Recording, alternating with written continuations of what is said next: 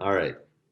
As people pile in, we'll get kicked off here. I want to respect the time of everybody who's here on time. So we're going to continue to have people pile. Well, they're coming in very fast right now. So everybody learns how to get in at the last minute on any of these Zoom meetings, which is really fun.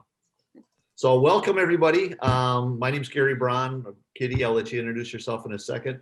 We are here to talk about changes that have happened in the marketplace and how we're adapting to it. So things have changed a lot over the last several years on how people buy.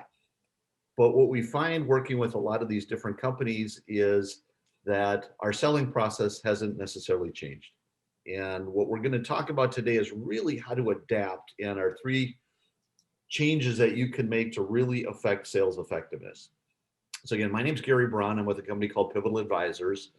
We have worked with about 300 different companies, working with them on getting systems and process and things in place that allow them to grow.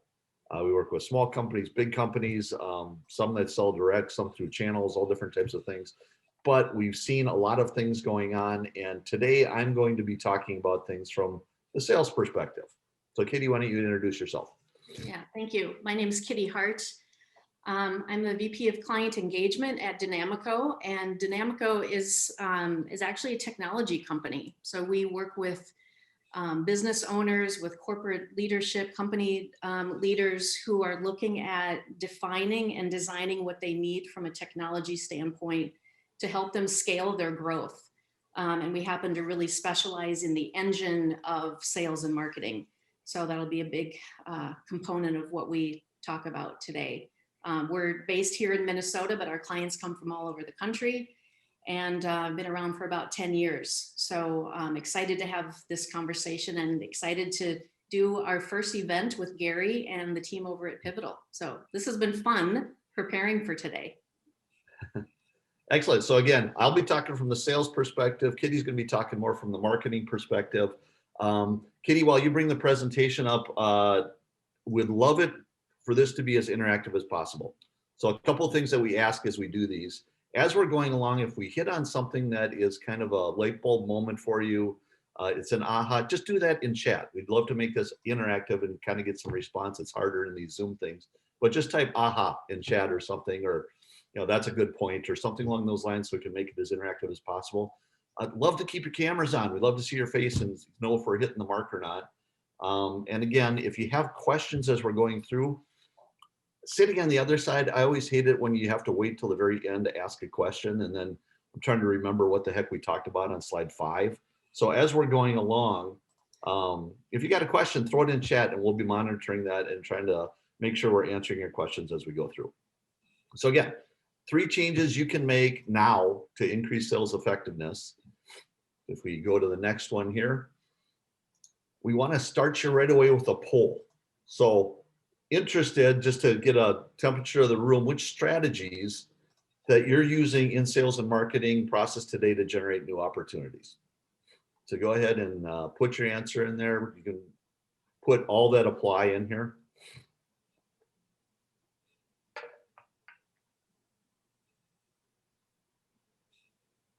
This is interesting too, because we got manufacturing companies, professional services, some that sell direct, some that sell through channels, sell to big companies, little companies. Yeah, awesome. And we got most people in. All right, let's share these results if we can. All right, so networking, big one, huge in today's world. That's awesome. Content marketing, I'm surprised that we've got over half the people who are doing content marketing, social media to some degree. A lot of people are doing it. I see that done to varying degrees. Mass email, I'm really surprised that's down. I'm going to be talking a little bit about automating some of that today.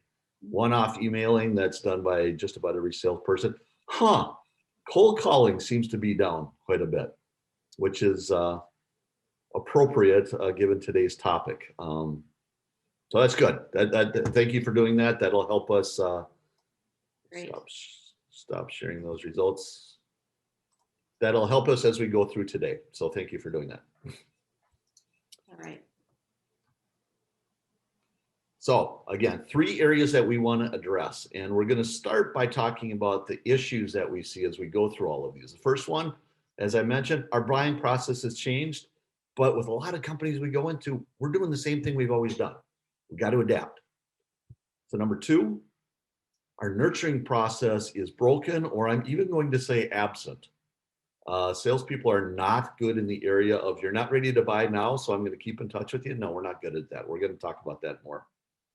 And then finally, your sales team alone has a finite capacity to go hunt and find new stuff and nurture clients.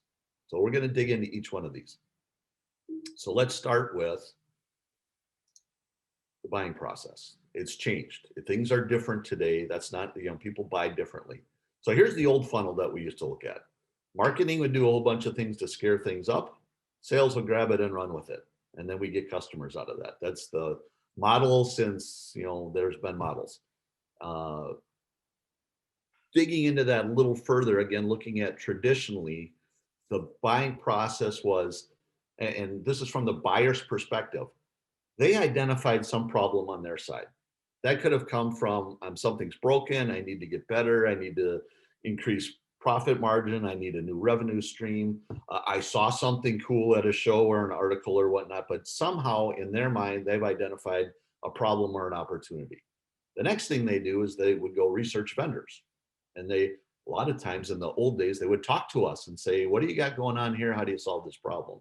And we compare our solutions, then we negotiate, we buy, and then we start using the product or maybe expand it and bring it into other areas. This is what the buying process has been forever. So let's dig into each one of these a little bit more.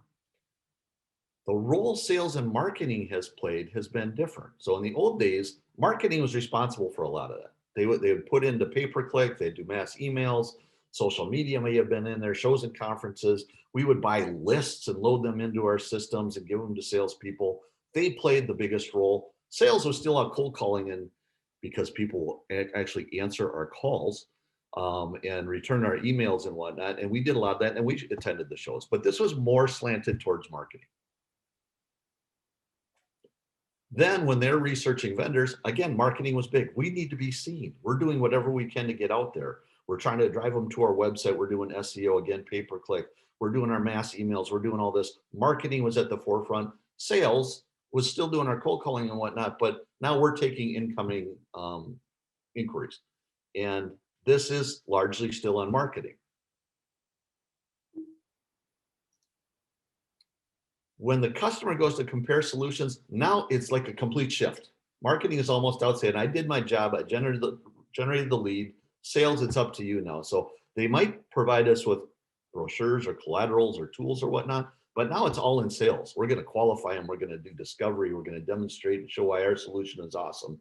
We're going to differentiate. We're going to confirm. Then we go to negotiate and buying.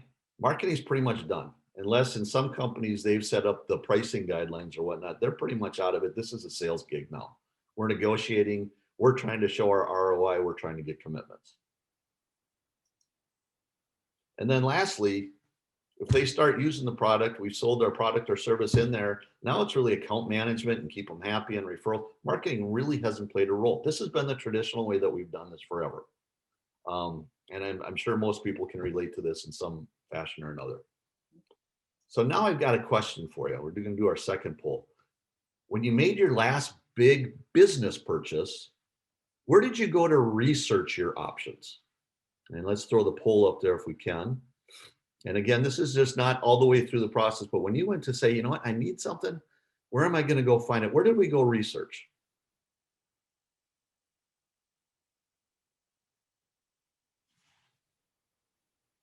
All right, Google, as we expected, Google, the biggest thing. Master Google.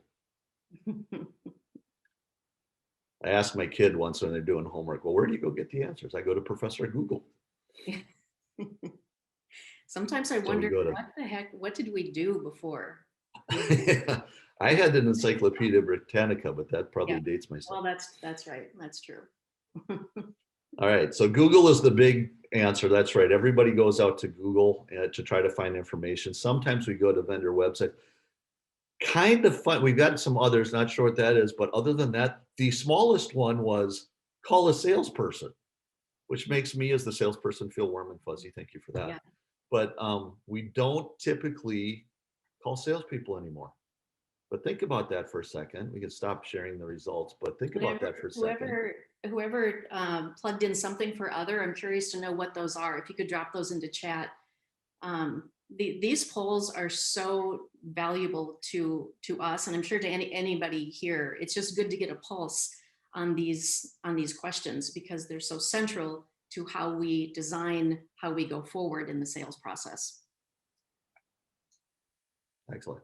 So if you think about this, if we are doing the old ways that I just kind of went through, our old traditional buying process where we're cold calling and emailing and whatnot, but the buyers are out there on Google and on your website and other means, we have a big disconnect. And a lot of companies are really struggling with this right now. That we haven't changed the way that we sell for years. Oh, Nikki put out there, I called the salesperson, but she was at the point where she was ready to schedule the demo, and that's exactly where we're going from here. So this is when people contact sales. Yeah. Now we've identified our problem, we're researching, we do all this. We get a lot of the way through the process before we ever try to engage sales.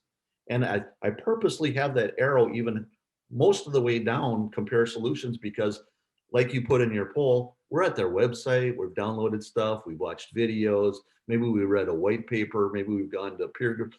We don't want to talk to the salespeople, and we put that off as long as we can. So here is that dynamic where I see a lot of CEOs go to their sales team and go, get on the phone, call more people. Is that really the answer right now? There's different ways to attract clients. So now I'm going to look at it from the salesperson's perspective.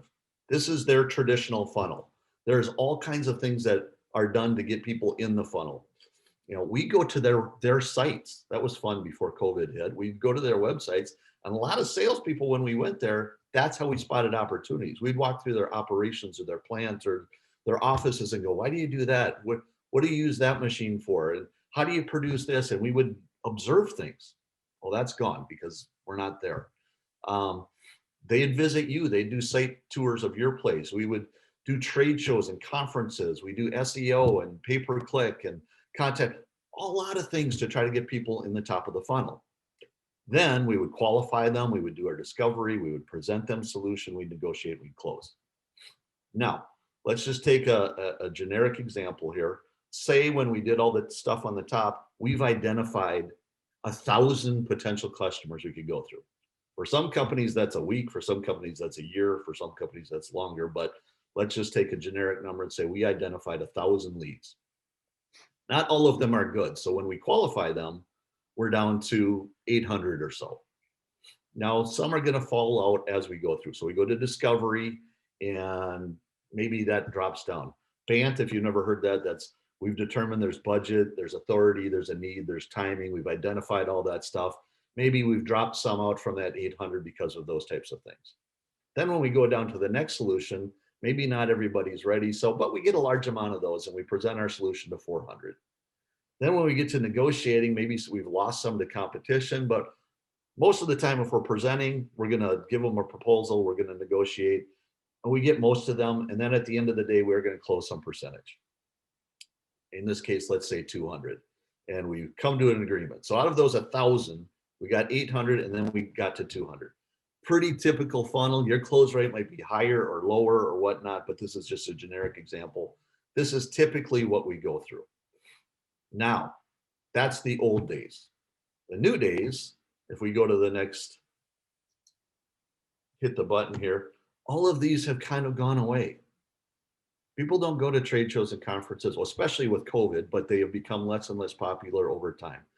They're not visiting you right now. They're touring their sites isn't really a possibility.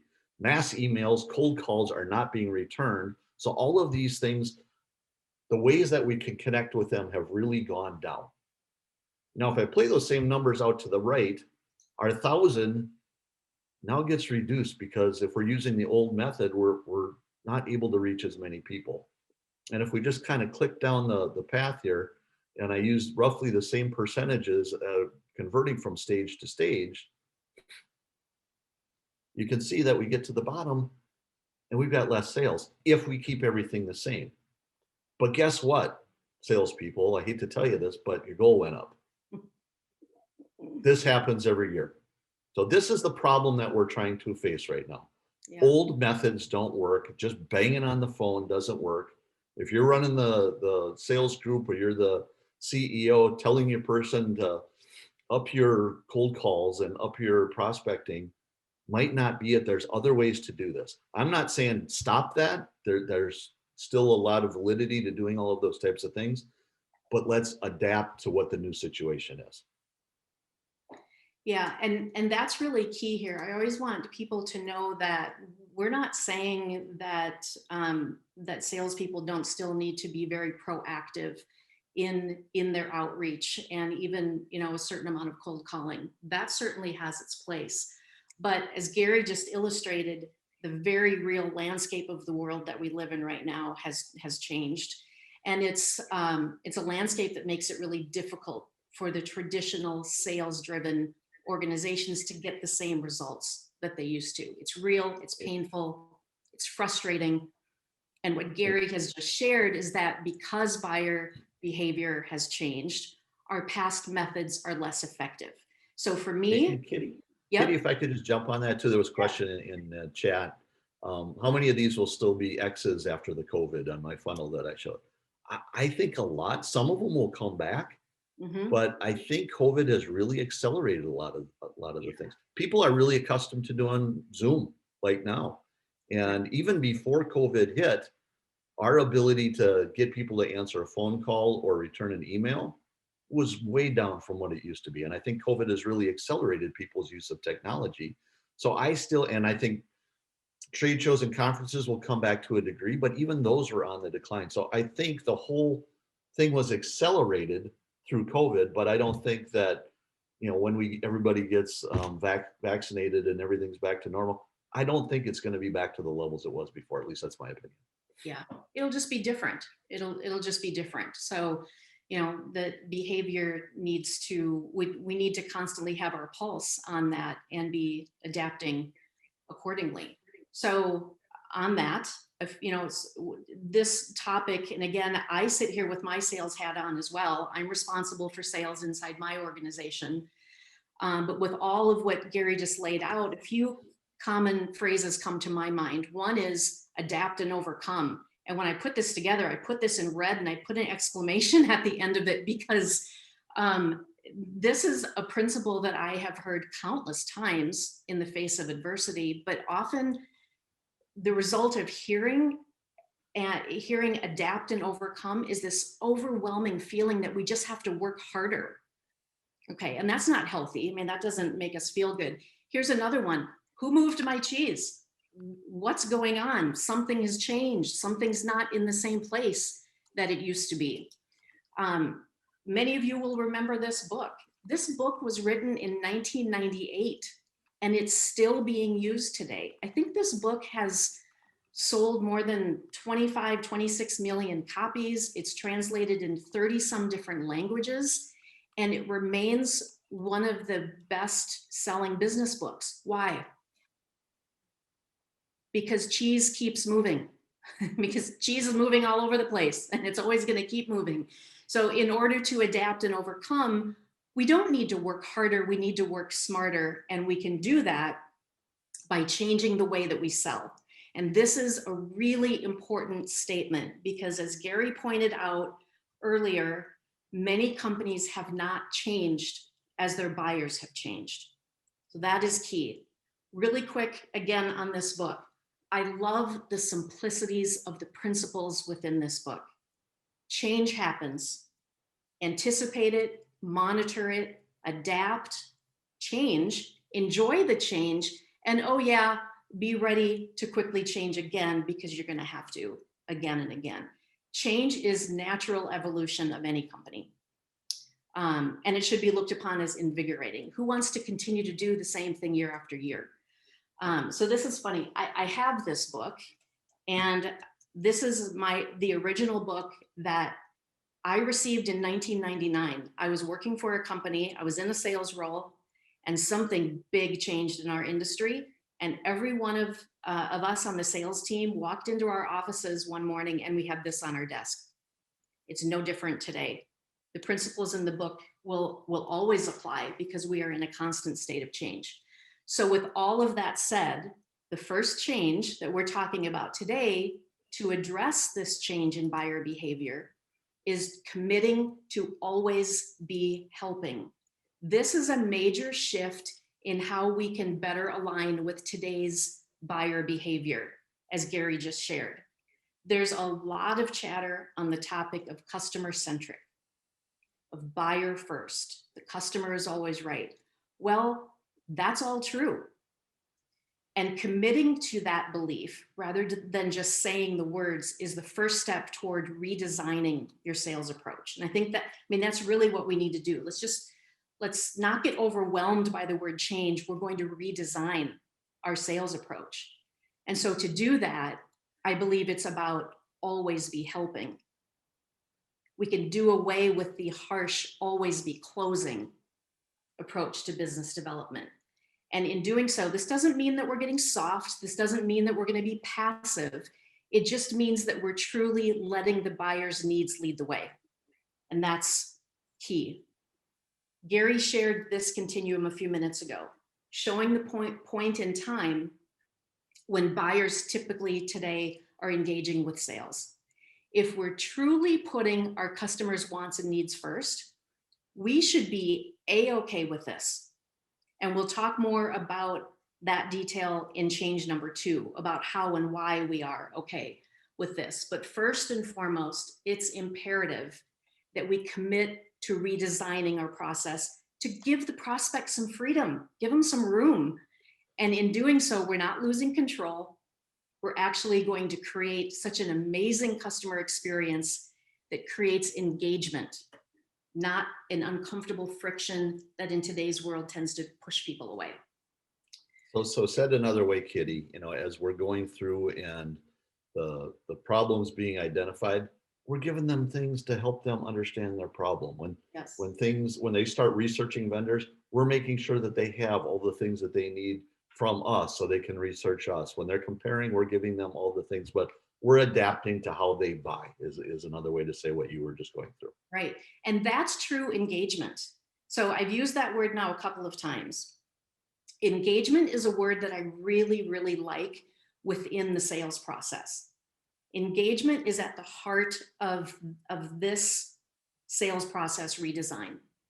So when I joined Dynamico, I asked for my title to be noted as client engagement, not business development, not sales. And I've had a few people ask me why. And to that I say, who wants to be business developed? Who wants to be sold to? I want to engage with people. I want people to engage with me. I want people to engage with my company, with my products and my services. The definition of engage is to attract or involve. And my goal is to make sure that they want to engage with us. So there has to be a desire to engage. And ultimately that leads to a respectful relationship.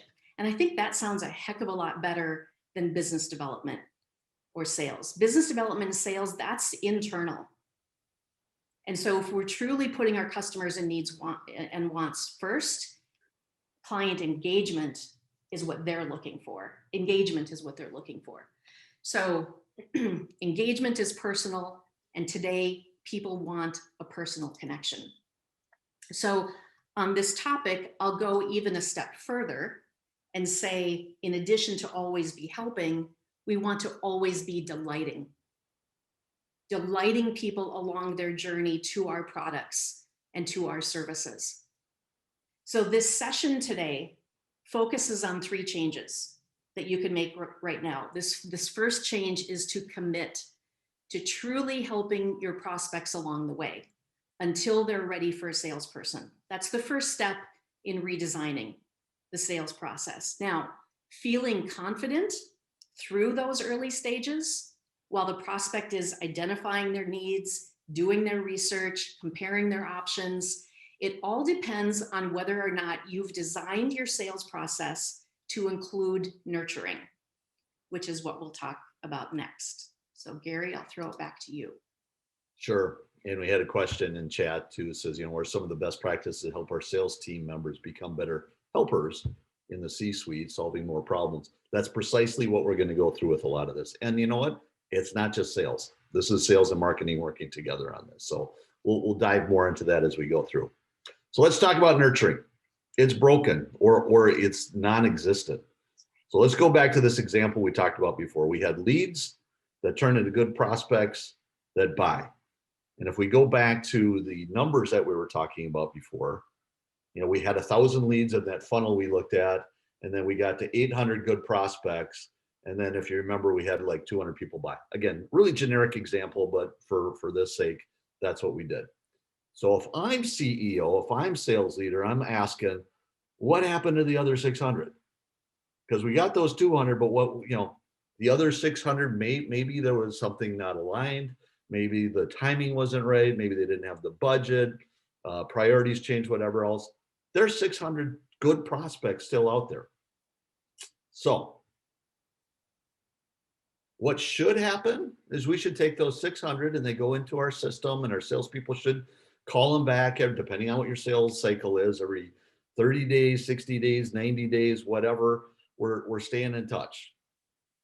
So what happens really is we call them up and we say things like, how's it going? Just checking in, seeing what's happening with you. Is the timing any better? Should we talk? Should we re-engage? Guess what, guys? If this is the call that's going on, this is really bad nurturing. This is not nurturing. This is about the salesperson saying, do I have another opportunity right now?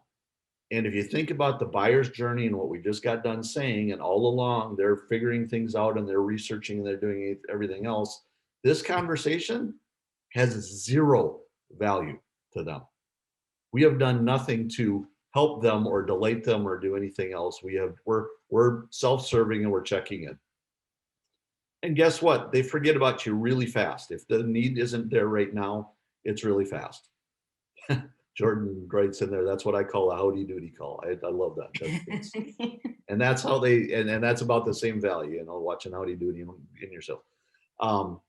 So here's what I found as we've gone into, and again, we've been in 300 different companies, and the environment has changed. In the really old days, like when I was first selling, they used to say, you got to call somebody 3 times before they're going to respond to you.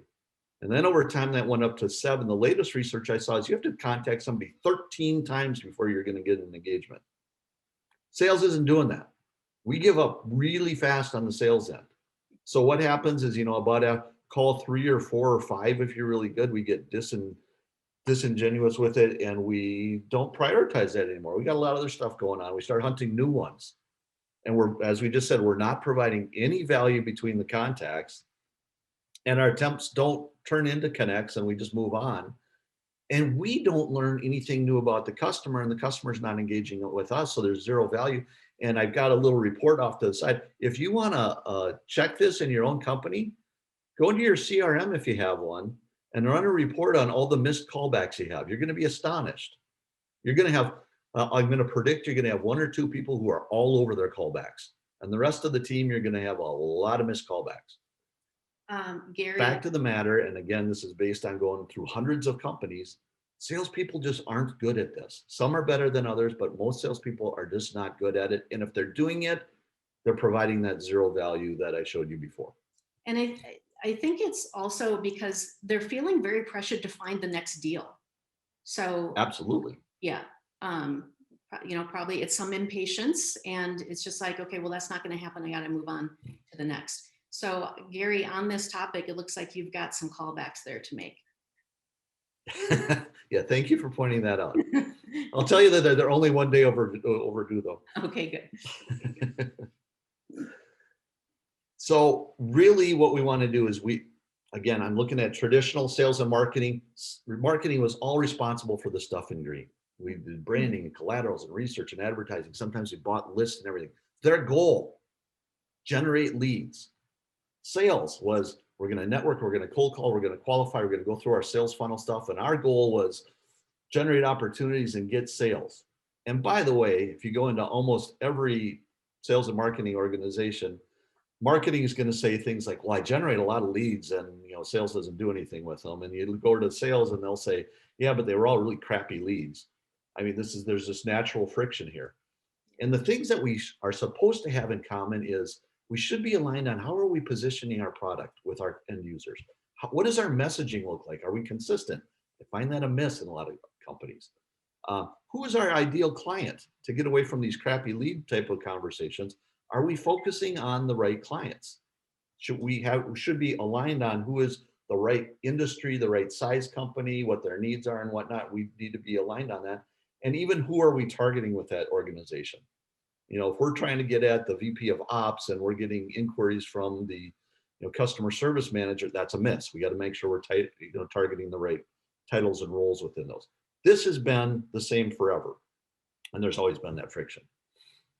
How it's evolved a little bit is all those things on the outside stay the same, but now nurturing becomes a joined effort.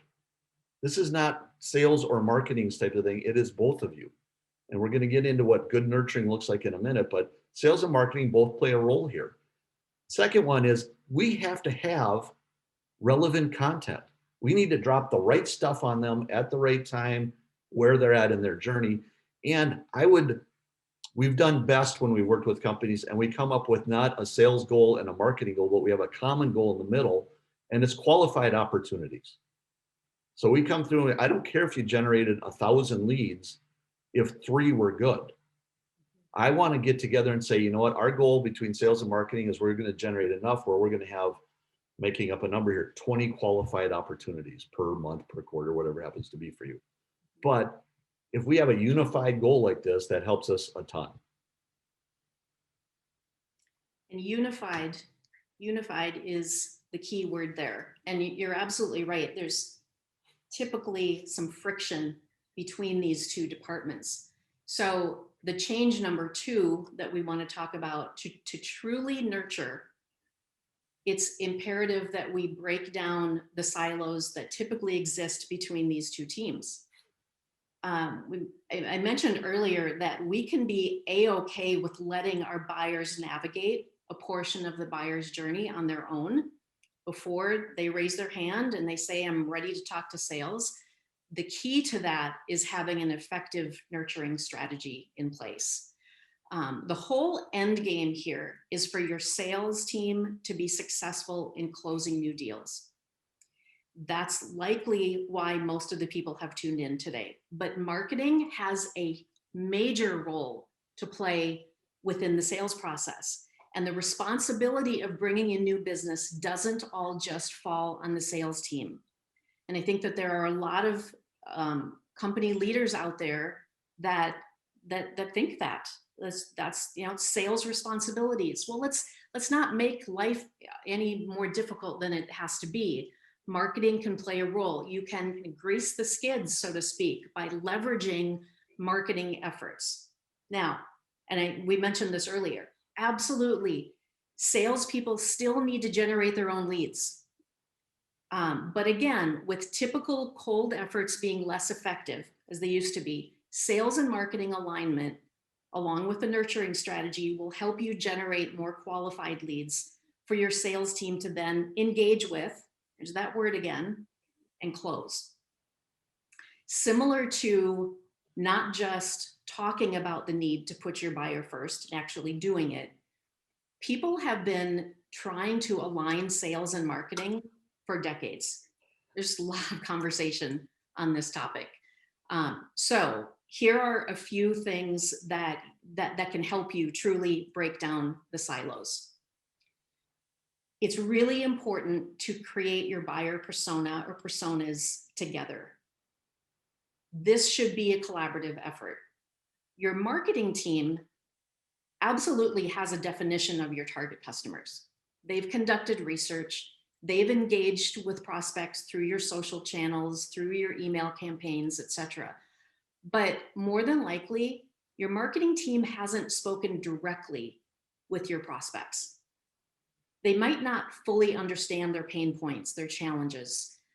These pieces of information can really only be gathered by the sales team. So make this a collaborative effort.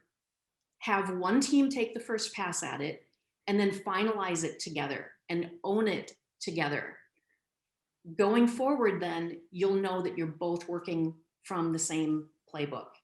That's a really important and a good place to start.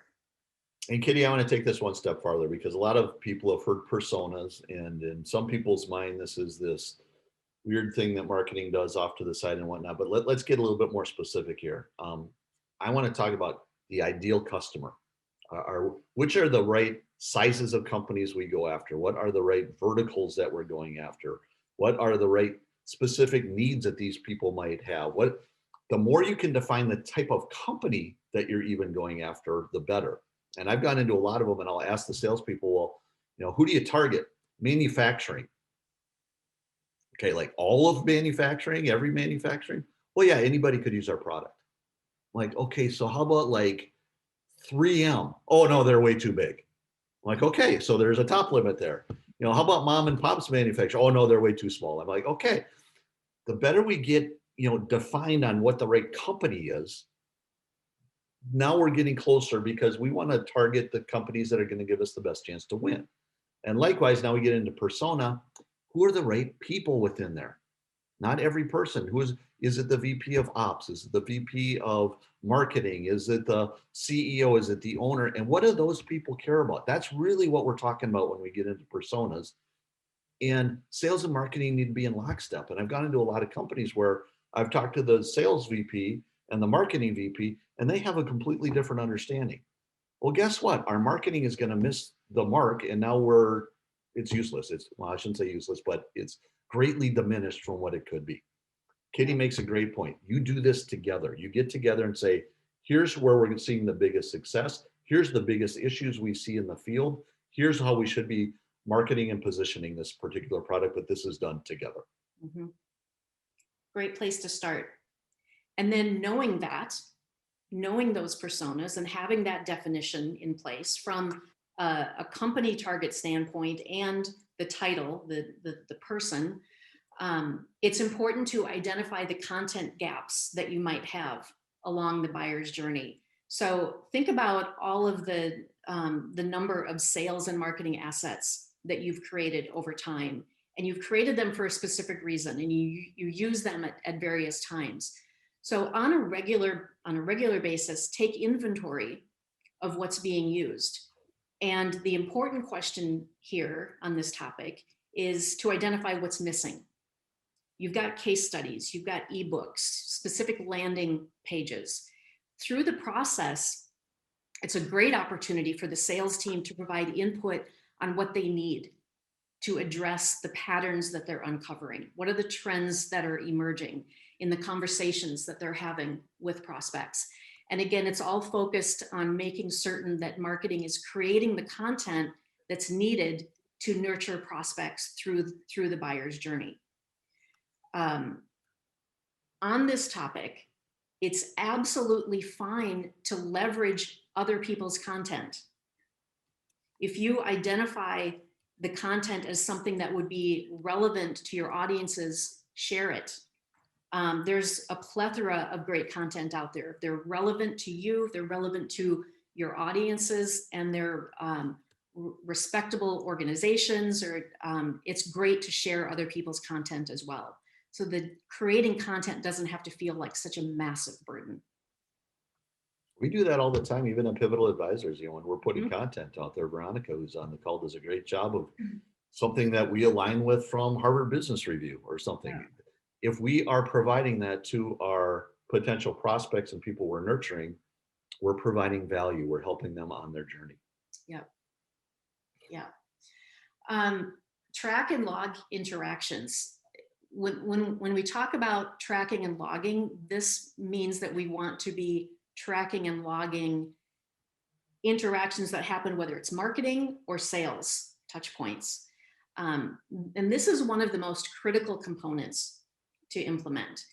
This is truly something that can eliminate friction for the customer and will help your salespeople close more deals. So here's an example. So consider how you would feel if you spoke with a salesperson for the very first time.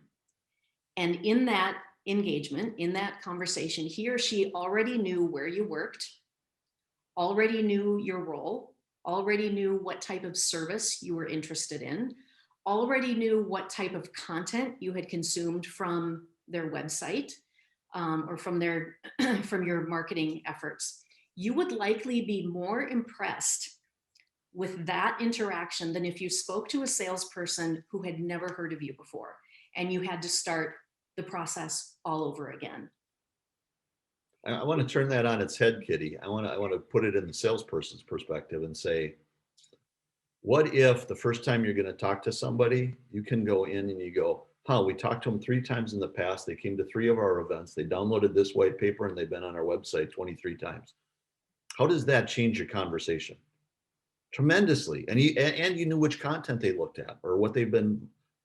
That changes your conversation tremendously, and it speeds up the process, and it adds credibility to everything that you're going to talk about and makes you more relevant, which I think is one of the biggest things that we try to impress upon our sales teams all the time is don't be generic, be relevant to what their specific needs are, this customer centric thing.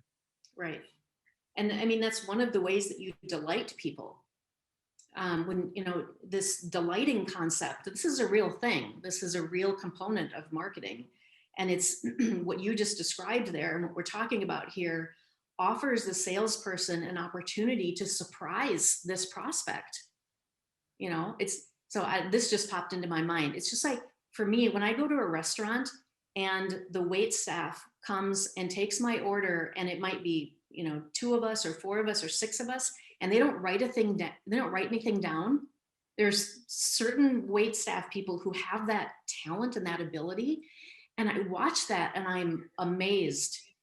That added something to the experience for me. And it's similar here. You're able to track and log all of these interactions. So now you have this information. This is gold to a salesperson because now you're able to have a different level of conversation with your prospect. And it's one that will delight them and it will bond them to you. Really, really powerful. Oops. Next, be certain to infuse the buyer first language.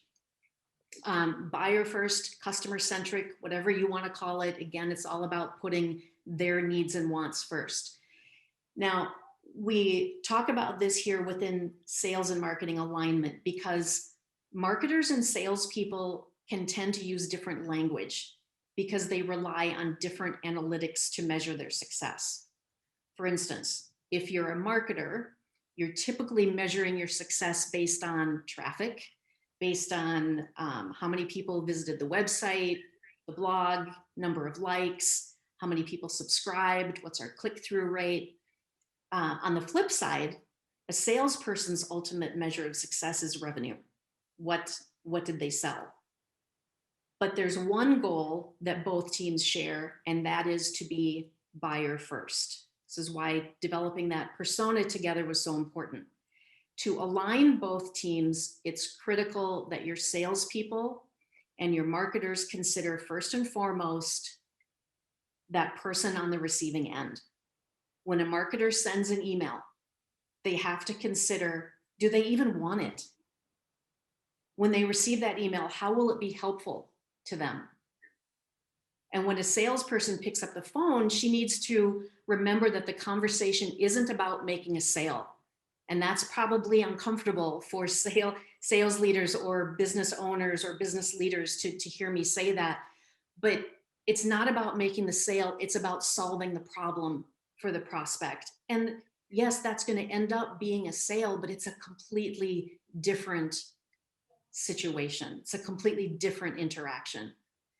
With this in mind, your teams they'll have an easier time blurring the lines between the individual tasks of marketing and sales. And they'll recognize a unified mission to do right by the customer. It's a great way to blur the lines and bring the two together. Yeah, just to add on to that, This is one of the biggest bones I have to pick with a lot of salespeople out there. And it's funny, we're a sales consulting company and we work with hundreds of companies and we've dealt with thousands more outside of that that maybe we didn't work with. And as I sit every week as an owner of a business, I get hundreds of emails from salespeople trying to sell me stuff. And it's all about them. It's about, we have this service, we have this product, we have all of these different types of things. And it's nothing about me. And I can tell you whether it's coming from sales or it's coming from marketing, when we give a message to a potential customer, it should be about them. The best emails I get are, a lot of companies like you might be struggling with this, or how are you dealing with that? And it's about a particular problem that my industry might be having, something that they think that would be relevant to me. But we commonly refer to it as, you sell the problem first. And if they have that problem, they're all ears and they want to listen to it. Or if it's an opportunity they haven't even thought about yet, they're all ears. But it's about them and their needs and their problems and their opportunities. It's not about you. And I often coach salespeople, you haven't even earned the right to talk about what you do until you've identified a problem of theirs. And you go all the way back to that first thing that we showed, the buyer journey. They're researching, they're evaluating, they're comparing and stuff. Give them stuff that applies to them and their challenges and the things that they're thinking about. Don't start blabbing about what you do. It's like walking into a retail store and somebody just grabbing you by the arm and running and saying, and we've got this, and we've got this, and we've got this. You would hate that. Treat your customers the same way. Amen.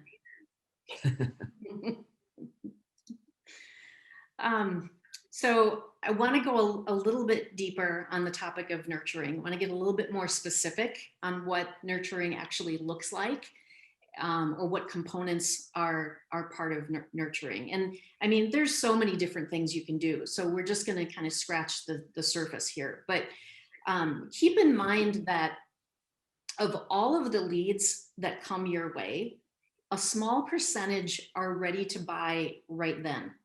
And so this is why it's so important to have a nurturing strategy in place. You want to engage them, start developing a relationship with them so that they still want to have a relationship with you when they're ready to buy. So a few effective tactics. First would be leveraging targeted content. We've touched on this a little bit.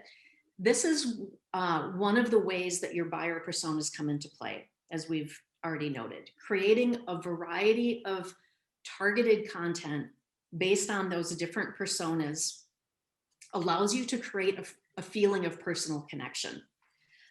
The content that's created to be used during the nurturing phase should be focused on their goals, their objectives, their interests, their marketing triggers.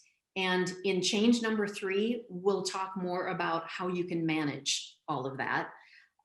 But first, make sure that you're able to create this type of targeted content, or as we mentioned earlier, have access to it, and be looking at content in general as far as what else is out there that's relevant to our audience as well, and that we feel will position us as a thought leader, because you can certainly leverage that. Next, think about and use multiple channels for interaction. We no longer just have email to work with, and no longer do those emails have to be generic. And again, we'll discuss in change number 3, we can now execute multi-channel nurturing strategies. So this would involve a combination of email marketing, website content, social media. This can even include direct sales outreach. Within multi-channel, because there are so many potential tactics that you can use, again, super important that sales and marketing teams are aligned. Know that the buyer's journey for every product and service can be quite different, and it will take multiple touches before closing. Gary touched on this a little bit earlier. According to the marketing lead management report, a marketing lead management report that I pulled, That one showed that it takes an average of 10 marketing touches. Gary is seeing 13. I completely believe that. And so it's going to take 10 to 13 touches to move a prospect all the way through until they become a customer. So think about how you can provide content that helps the prospect move through the buyer's journey. As a practical example there, Kitty, I talk to clients that sign up with our services all the time, and they will tell me that, oh, I've been getting your blog, I've been reading that for, the last 6 months. And then I went online and I saw a couple of your videos. I went to one of your webinars or one of your events, and then one of my networking contacts told me to give you a call. So I thought maybe it was time. I'm like, holy cow, how different is that from, the old days when it was, you could attribute, you get your lead source in your CRM and you could attribute each sale to it came from an ad or a show or whatever. It's not that way anymore. People use several different touch points. Yeah. So doesn't it feel amazing when you get that kind of feedback? And I'm guessing that that's making Veronica happy right now, as well. And probably the key there, what worked for that particular person is that you provided something a little bit different, probably across all of those channels. It's not always just, you can't be saying the same thing in every channel, in every touch point. So, answer common questions, answer common concerns, talk about product usage. The list is long, but when you're sprinkling in different types of information across that, what happened there was exactly what you want to happen. You got them to a point where they were like, this is the right solution for me. I'm ready to talk to Gary. So lots of different things that can be used throughout the process. Timely follow-ups. This is actually a nurturing strategy. Timely follow-ups this is all about acting quickly. So automated lead nurturing can help you reach large groups of prospects, but a timely follow-up email or a phone call, this doesn't all just have to be through technology. The phone call still works, and here it works really well. A timely phone call is still the best way to convert a lead that has come to you, which we call an inbound lead, into a qualified sales opportunity. The odds of converting a lead into a sales opportunity are exponentially higher when the lead is contacted immediately following something they've done on the website. They've come to your website, they've downloaded some content. That's a beautiful moment that if you have the right system in place, a salesperson is notified and a phone call is made, the chances of converting that exponentially higher. They're thinking about you right now.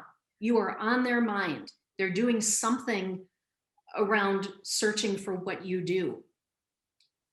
When you make a timely, well-planned call to an inbound lead, that is far more effective than any volume of cold calling that you could do. You know exactly what they're looking for. You can pull up their browsing behavior. You can inform, who they are, where they work, what they do, and now you have a ton of information that you can infuse into that very personal phone call. Very important. Speaking about personalization, let's talk about those emails.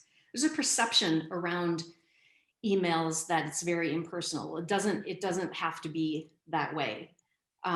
Personal emails email continues to be a highly effective tactic for lead nurturing. And it's the personalization that really makes it impactful. It's the personalization that will produce better results for you. A study by Accenture found that 41% of consumers switched businesses due to lack of personalization. So, people are tuned into this, absolutely. Again, probably because we get such a large volume of it. So there are great ways to personalize emails to improve your strategy. You can send triggered emails when a visitor completes an action, when they download content, like we were just talking about, when they click on a link, when they visit certain pages on your website, when they're doing things that are demonstrating a high level of engagement, this is a great opportunity to offer a personalized email communication if you're not doing a call. I'll take that one step further, Kitty, and say personalization is one thing. Relevancy is probably another thing. Again, it's not about you. Mm-hmm. It's about them and their problems. And if you sat down with your sales and marketing, sat down and talked about, here is the common challenges that our target customers have, and there's probably only 5 or 6 of them. And then you had a series of emails that talk about those specific challenges that most people in your market are having. And they highlight the challenge or the problem or the opportunity, they're in. If you contact them again with all the emails I get every week, you're out because you're just talking about you. So personalization is part of it. Relevancy is a huge part of it. Yeah. Yeah. That's great. Thank you for adding that. It's very important. And then lead scoring, the last one. I like to jump on this one, Kitty, if you don't mind. Go ahead. This isn't for everybody. Lead scoring, if you're not familiar with the concept, it is people visit your website, and depending on how they interact with the website, they get points. So if they just visit, they get a point. If they download something, they get 3 points. If they have an interaction in chat, they get 5 points, whatnot. But you get scores as you go through and how you interact. That's all leveraging technology to do that. When you get to a certain level of points, they go, wow, this person's pretty hot. We should pass them on to sales. Now, if you get 100 people a week to your website, there's not enough volume there to matter. If you're getting thousands and 10,000 people to your website and there's more incoming and you want to triage it, if you will, and get the right ones to sales, this is a perfect strategy. So depending on where you're at the spectrum there, you may or may not be a candidate for this. But if you're getting a large volume of traffic to your website, this is something to investigate. We're not going to go into it much today, but that's something to investigate a little further. Yeah. So using some or all of these tactics, your nurturing efforts will be effective, and you'll feel really good about letting the prospect navigate the buyer's journey until they're ready for a salesperson. It's because I feel like that's what we hear a lot from people, the uncomfortable nature of the concept of letting people navigate the buyer's journey on their own. They're uncomfortable because they feel that they're losing control. Hopefully you can see here that you're very much in control, and the better your strategy is, then the more specific it is to your specific business, the better. And you actually have great control over the situation. Bringing the two teams together, sales and marketing, aligned with the same goals, is critical to business growth. LinkedIn has this substantial statistic on this topic. 87% of sales and marketing leaders say that the collaboration between these two teams is critical.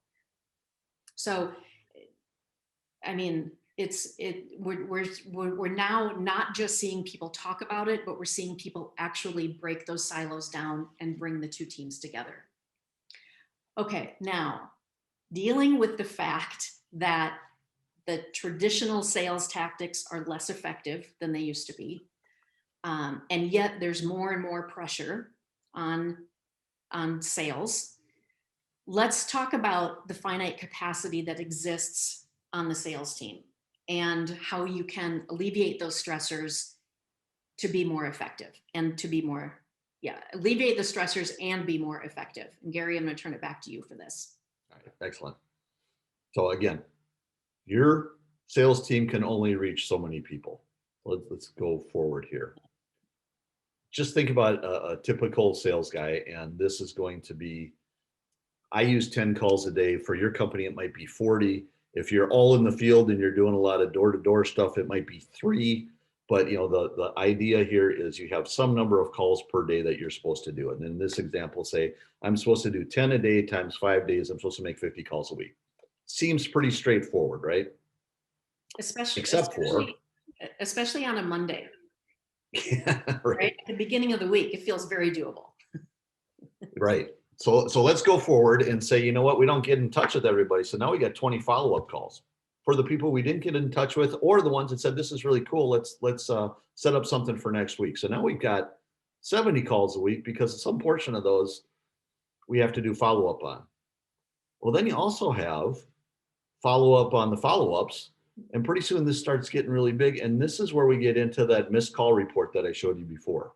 Now we've got, oh my gosh, 260 calls a week, and your salespeople's going, that's really hard to do, and I'm having a hard time keeping up. Oh, by the way, you want me to do my one-on-one, and we're going to sit in a sales meeting, and you need me to do this, and you need me to do that. And then the salespeople are naturally whiny. I was one of them, so I can say that. But wah, wah, wah, wah, wah. But the point here is you can only reach so many people. If this is in your domain, these are your assigned accounts, you can only reach so many. So sales capacity is really limited to the number of contacts your team can reach and nurture. And we've already talked about they're not a very good job at nurturing. So some of the questions that come to mind is, how do you nurture all those good prospects that aren't ready to buy now? They're not one of those 200 that we looked at coming down the funnel. How do you keep that nurturing going? And how do you provide valuable content to them? Because it's really about top of mind. It's, you don't talk to them once and they go, oh, well, they know what we do. No, guess what? As soon as they go to their next meeting, they talk to your competitor, they go to a show, they get different opinions. You are gone. So you got to stay top of mind. So how do I stay top of mind with them? How do I do it and maintain that personalization and that relevance that we just got done talking about a few minutes ago? And how do I know when it makes sense to re-engage? You know, what is the trigger point? Let's say, you know, it's time to get sales back in. And how do I, the big thing for every owner out there, how do I do it without adding a bunch of headcount on? Because you could easily say, well, we've got more business than we can handle. Let's add more people. That's not the answer in most cases, and most owners are not going to want to do that. So a better answer is sales and marketing agree on who our target customers are and the personas and all the things that we talked about. And we have both sales and marketing, what I like to say, feeding the machine. We are both dumping content in there about contacts and contact information and the things they care about and the things they're interested in and their industry and their size and all the rest of that, because now we can both start dripping content on them that's relevant to them on their point in the process.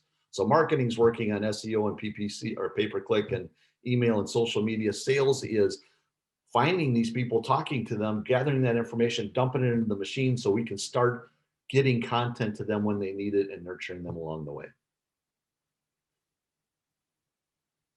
So I want to take it on the left. We've got a small sales team and we're reaching hundreds of people. And I really want to move it to the right where we've got this customer centric thing where we're constantly touching them and nurturing them and doing all kinds of things. And we're reaching thousands because we're doing it through technology. We're doing it through social media and emails and all different content marketing, all different types of things. So we're touching more people with the same amount of people on our team. Mm-hmm. Great, yeah, greater efficiency. So the challenge that Gary has outlined is the finite capacity of the sales team. As I mentioned earlier, the responsibility of bringing in sales isn't the sole responsibility of sales. So what we talk about here with technology is an opportunity to truly unlock the full potential of your teams. We can leverage the amazing technology that we have at our fingertips today to do some of the heavy lifting of identifying leads, nurturing, and automating the manual sales and marketing tasks that tend to hinder productivity, that tend to bog people down. Implementing the right technology will not only delight your customers by allowing you to deploy the strategies that we've just laid out, but it will also create really happy employees. You're going to have really happy salespeople. You're going to have really happy marketing people. And with the results coming from this, you'll have happy leaders across the company and other happy employees within the company. So having the right technology in place makes the true commitment to always be helping and nurturing possible. This is what brings it all together. Now, there are a lot of different types and combinations of technology that can be implemented. This list is not complete. This list is tiny compared to what's out there, and it can feel very overwhelming. One of the most important initial steps is to assess what's right for you and your organization. This is all designed to help you run faster and more efficiently. I love that phrase. Your messaging can reach further. Your teams are more effective because you can know more about the defined audiences and personas, and you are truly dividing and conquering as you scale. The ultimate goal in using technology is to meet more of the right prospects at the right time, as well as nurturing relationships that not only lead to sales, but they lead to loyalty and they lead to word of mouth referrals, which is critical at this point. So you'll remember this funnel, kind of yesterday's funnel that Gary shared earlier. Well, here is what an aligned sales and marketing effort using technology looks like. It's actually a flywheel. And so the CRM and your customer sits right at the center.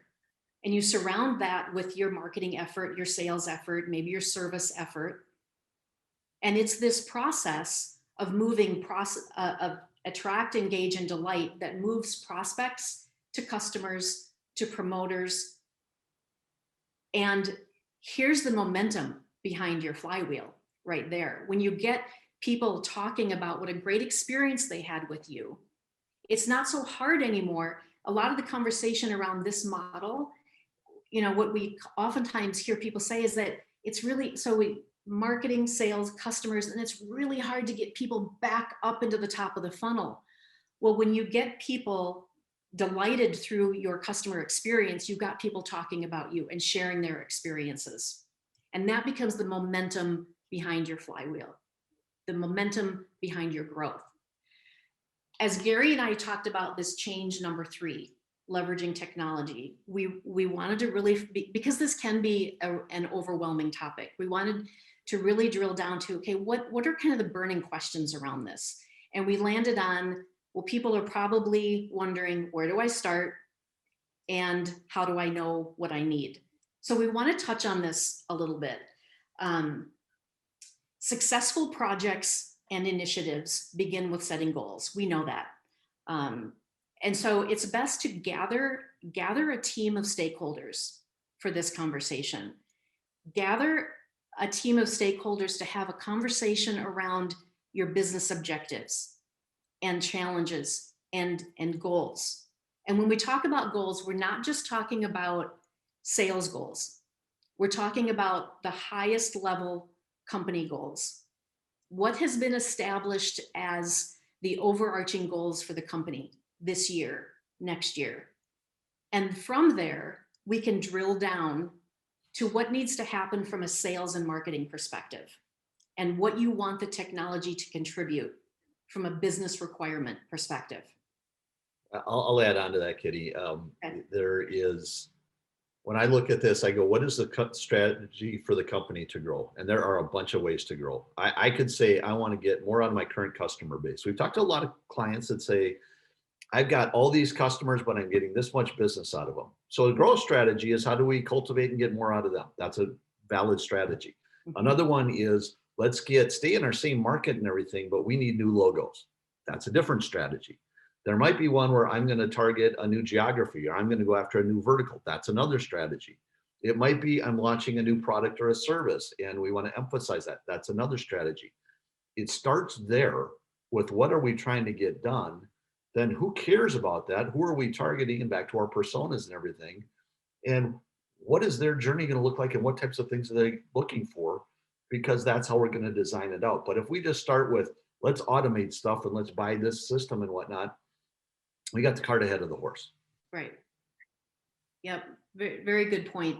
So yeah, it's critical. That's why we say that the challenges and goals portion of the process, it needs to be the from the company perspective, and then drilling down to, okay, then what do we need to support that, and what are the business requirements to support that?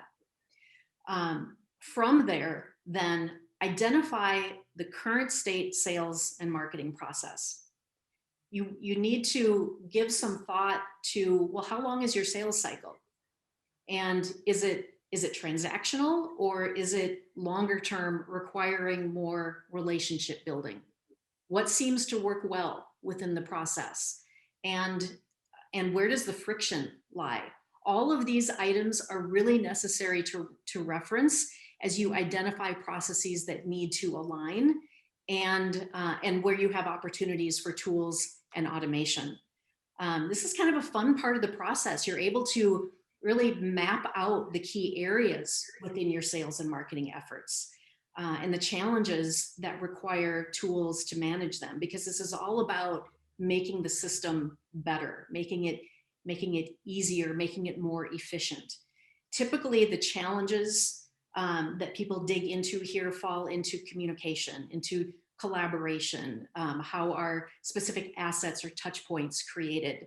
So that's typically what you're going to dig into in the area of processes. Next, think about your current data and content. How will these components be imported or integrated with the future state? And then finally, and this might include, bring IT into this conversation.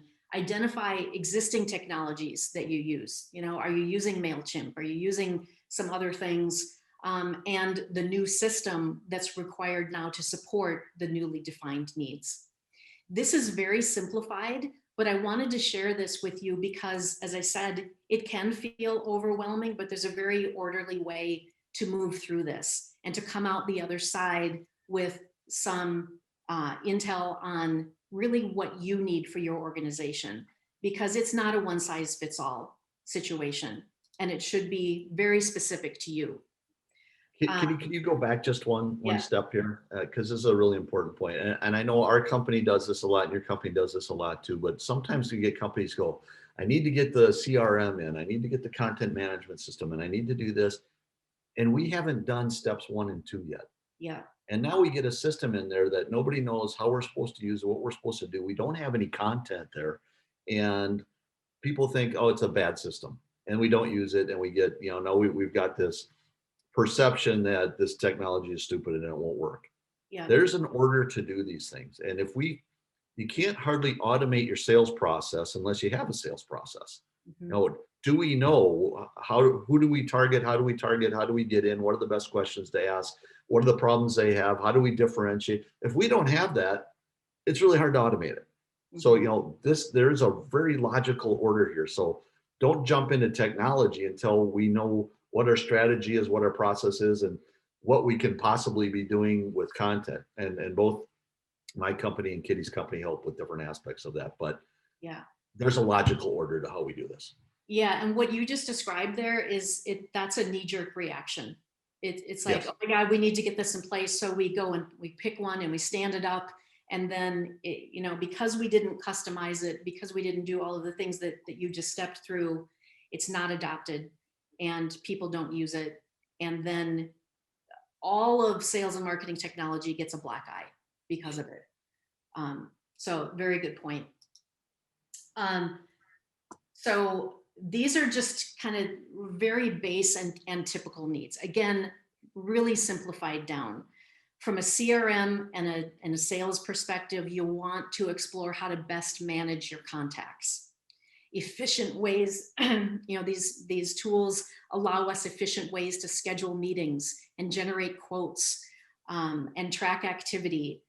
So that's that component. From a marketing perspective, keeping in mind a lot of the conversation that we've had today, you can create great lead generation opportunities. How can marketing automation help you? What can you learn from the analytics? So you'll have some needs in the marketing area.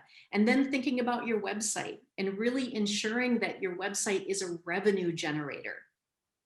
The content management system allows you to bring the system together for greater abilities to understand what your prospects are looking for and what they're needing from you during the buyer's journey.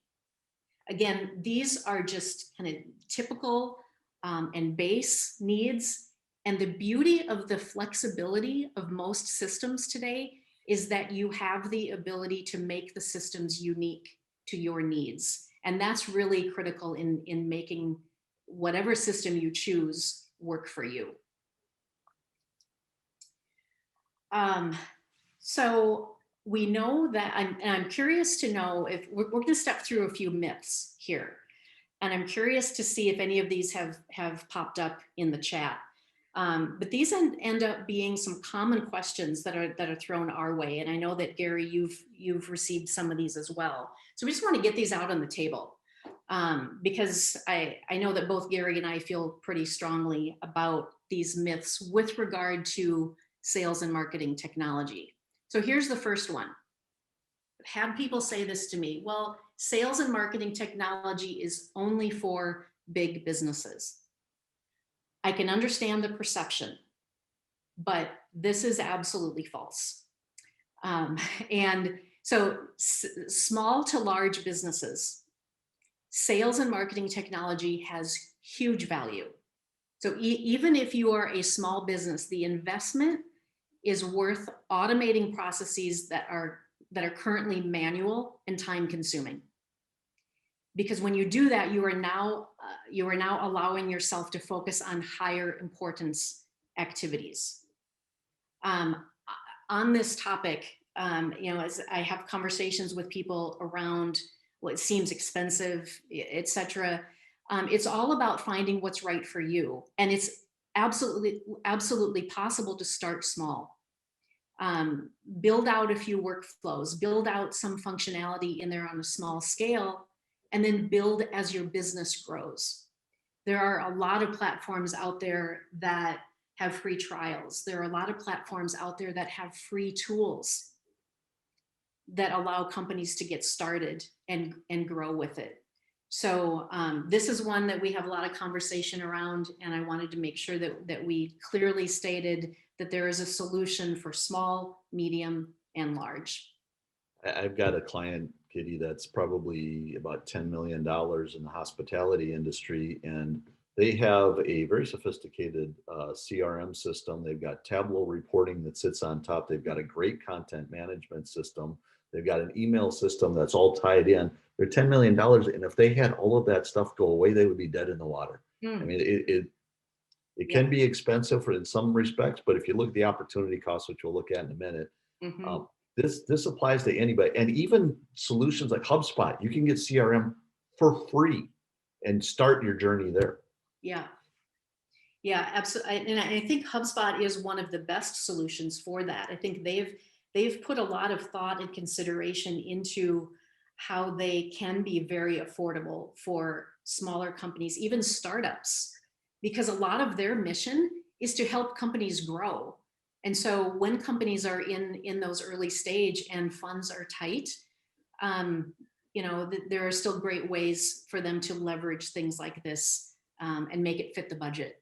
So, okay, the next one. Sales and marketing automation is robotic and impersonal. There's absolutely a perception around this as well, probably because we've all received really bad email marketing, and it is very robotic. It is very impersonal. But to this, I say, not true. Not always true. It's up to you. Your marketing materials will only come off as robotic and impersonal if your copy is written that way, and if you don't build appropriate personalization into the cadence of the messages, into the voice and tone of the messages. This is where your brand needs to be very visible. It will be robotic and impersonal if you're not infusing your brand in there. So you can personalize your messages to make them speak to your customers. Also, and this is where sales and marketing both play a big role, because the more that sales can put in there about the customer and about their interests and about their needs, we're going to serve them relevant content. It's going to be personalized, but it's going to be relevant, and it doesn't have to be robotic. It's not a generic message. It is about something that they're interested in. Yeah. And within the CRM, you have a lot of opportunity to as you're keeping track of information about your contacts and your prospects within there, you're classifying them, you're segmenting them.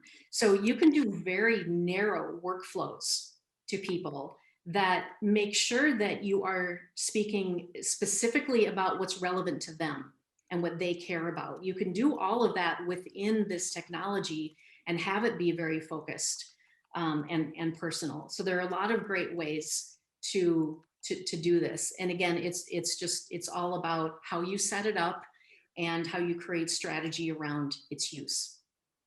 I think we've got one more. Yes. My current tactics are working, so I don't need to make this kind of investment. Can I grab this one? Oh, sure. Yeah. Yeah. Sure.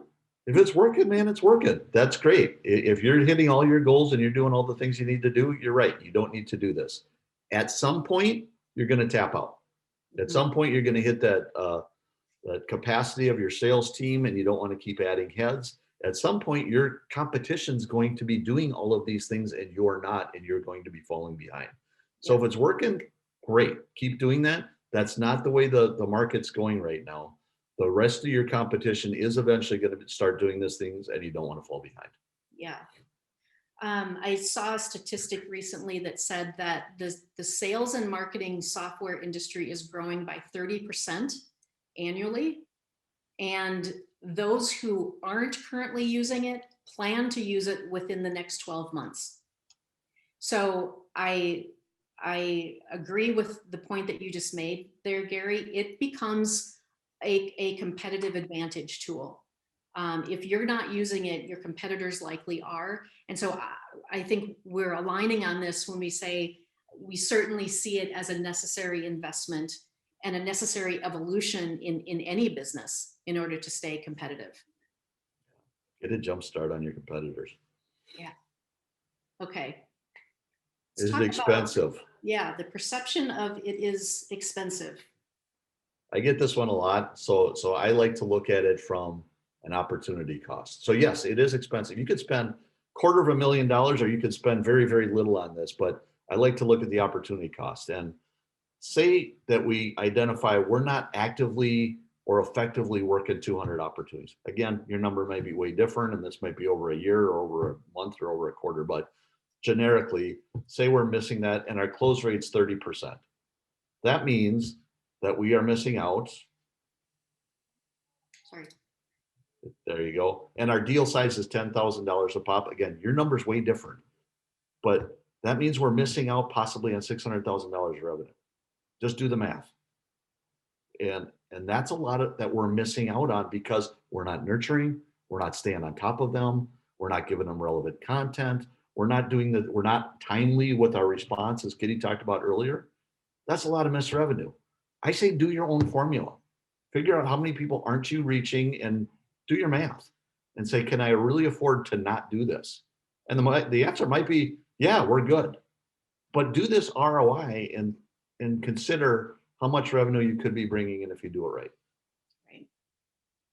Yeah, that's a really good way to look at it. And thinking about, and so for those people that might be saying, I think we're good. We've got leads coming in to, we've got good momentum in our business development efforts. But, my response to that is always, well, couldn't you use more? All businesses today kind of need more business, and we need to make sure that we continue to stay on firm footing so that we can weather storms like we've just gone through in the last year. And that's another thing that this technology will allow us to do. Well, I want to share a case study with you. I know that oh my gosh, it's 10:25. Is that right? Yeah. I'll be quick, but we want to make sure that we leave you with a real world example. So here's a great example. This is a Minnesota business. Transworld is the business. And so Transworld they recognized they had some friction within their sales process, and they knew that sales and marketing technology could help them. For those of you who don't know this business, they are a team of professionals that helps bring business buyers and sellers together. And their whole goal is to create win-win situations. They want the buyer to be happy. They want the seller to be happy. So some challenges that they faced, they already had, they were using the HubSpot CRM, but they had a custom coded website that was really difficult to update. It wasn't mobile friendly. It was outdated. They had some navigation issues in that the site didn't offer clear paths for their two very different visitor profiles, those that were looking to sell a business and those that were looking to buy a business, completely different objectives. And so the lack of clarity in that navigation was causing frustration, high bounce rates. So they knew that they had some things to fix there. Now, here's an interesting, very specific component to this story. Due to the confidential information that needs to be shared during the buying and selling process, Transworld actually faces a high volume of compliance processes before basic information can be shared. So this was the real friction in their specific sales process. These processes were time consuming for their employees, and Transworld recognized that they were losing potential buyers while they were waiting for this process to complete, while they were waiting to execute the NDA. The HubSpot CRM was not fully integrated into the buyer and seller process also. So there was lack of adoption inside Transworld from the employee standpoint. The contact information, the engagement history, the confidentiality agreements, all of that was housed in disparate systems. So you can see where the challenges lie. So the solution needed to focus on a few things: improving the customer experience. So we needed to redesign the site to attract higher net worth clients, better serve those different buyer journeys. And the solution needed to increase efficiencies. A custom solution was created by using chatbot and a custom integration that focused on keeping the potential buyers engaged. There's that word again, engaged. It needed to reduce the manual processes around the execution of that NDA. And ultimately, the solution expedited the customer requests. So we had to look at consolidating the systems, pairing the CMS and the CRM, bringing it all together to help the reps close more deals quickly. The results have been phenomenal. So within the first 3 weeks of launching, they were seeing 79% increase in page views, 72% increase in pages per session. You can see the numbers here, and 83% decrease in bounce rates. Significant improvement. You can see the engagement was radically changed here. The analytics tell us that the visitors are now finding what they need, and they're staying longer. They're visiting more pages. They have a clearer path. So it offers Transworld an opportunity to build trust, basically. Now, potentially one of the most impactful results of this solution is shown here. Specific to that custom workflow and the integration that removed the friction from the NDA process, the analytics tell us that the new automation is saving 35 hours of employee time each week. So the automation not only saves employee time, but it also gets the critical information into the buyer's hands efficiently. The old form processing took days. The new form processing can be done in minutes. It's an incredible, very specific solution to their business, but you can see how customization is such a powerful thing. If we calculate the full math on this, 35 hours a week saved, it comes out to 1,800 hours of people power annually. That's 1,800 hours that can now be allocated to more important initiatives for those specific people. I love this story. It's a beautiful example of how this technology helps them run faster and more efficiently. Love telling that story. We are at 10:30. So just the last couple here are really just to wrap up. We've got some best practices, and we will absolutely make this presentation available to you to go back to. But aligning sales and marketing with common goals, create that nurturing strategy, use and learn from the data collected, and then, you know, as we saw in the book, review, monitor what's going on, and make adjustments as you learn from what's happening. Because we'll always my big thing here is we call it our sales operating system, where, you know, it's your regular cadence of meetings and whatnot. It needs to be part of that. There needs to be a regular part of your meeting cadence where sales and marketing get together and review what's going on. Are we getting enough qualified opportunities, whatever our unifying metric is between the two things? What are we hearing in the field? Is our messaging hitting the mark? Is it not hitting the mark? What's happening with leads? Are we following up on those? That needs to be a regular meeting. I suggest at least monthly you get together with sales and marketing and we talk about these things, but make it part of your operating system. I would love it, stick around, kind of wrapping it up. Here's the 3 changes, just kind of re-summarizing. But if you put our contact information up, if you have more information or more questions or whatnot, one, we'll be happy to hang out here and hang on the line and answer questions that you have. Kitty, could you forward just one slide? You bet.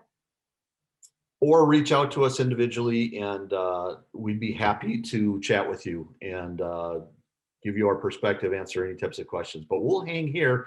If you're still on the line, I would love it if you would throw a couple of things into chat on 1 or 2 things that you got out of today that was aha, or something that you could use, or something valuable you got. And for the rest of you who got to drop off, I get it, busy schedules. Thank you for attending. But Kitty and I will hang out here and answer questions for anybody who wants to stay. Absolutely. Thank you all so much for joining us.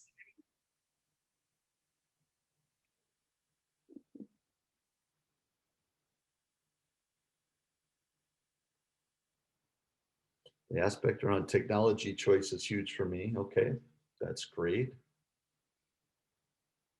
Always be adding value for the prospect. Huge, Ross. That's a hugely important thing. Yes, we got to change as the buyers are changing. Great comment, Ann.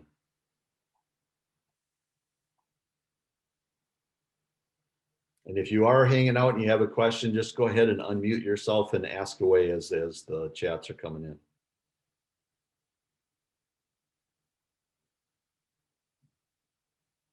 And scanning as well. Yeah, other CRMs to consider besides Salesforce and Dynamics. What's your experience with Salesforce Essentials?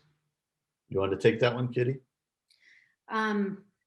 Well, to answer your question about others to consider, we at Dynamico, we are huge fans of HubSpot. We shared a little bit about that today.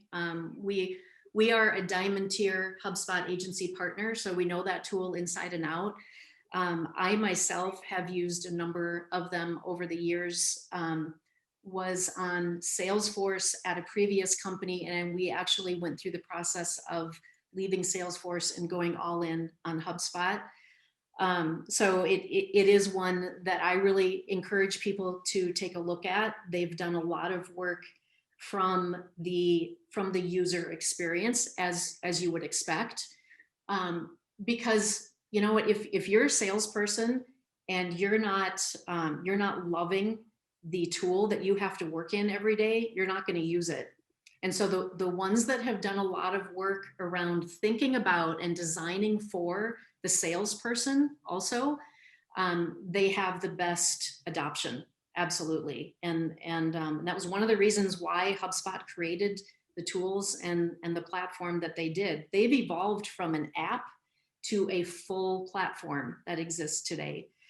So it's really well designed and thinking through what salespeople need and what leadership teams need. It's got to serve both. Yeah, I'll add on to that. I'm going to give you the typical consultant answer. Depends. Yeah. Depends on what you're doing. HubSpot's great, especially if you have sales and marketing, you want to merge that data together. HubSpot's a great solution.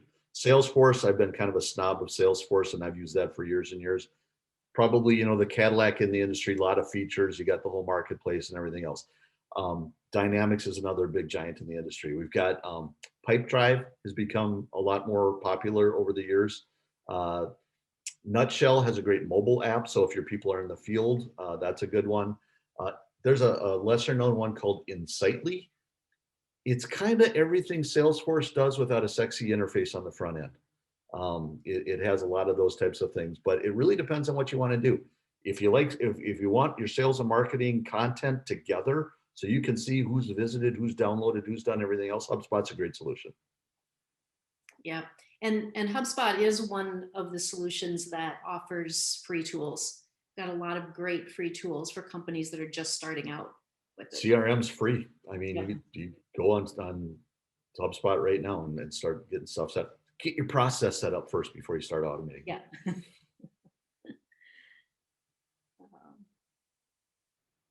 All right. Somebody else mentioned Fresh. Oh, Kelly out there mentioned they use Fresh Sales. So that's another one. I have not heard of that one. Any other questions? I see there's a few people still on. If you have a question, just unmute yourself and go ahead and ask.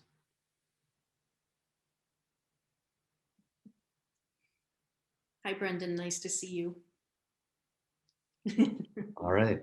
Well, with that, I think we will wrap it up. Thank you again for all the people joining. Yeah. Thanks, everybody. Great conversation. Good to see everybody.